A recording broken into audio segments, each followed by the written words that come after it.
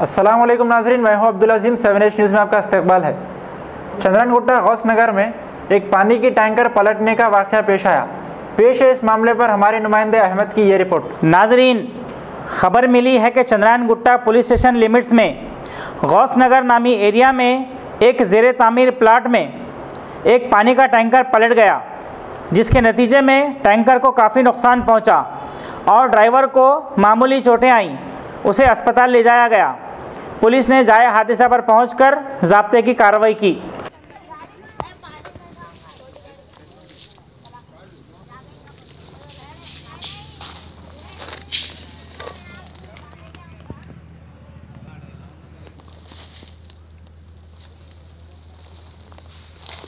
अब करेंगे आपको अपडेट, तो लाइक कीजिए, शेयर कीजिए, चर्चा करना ना भूले।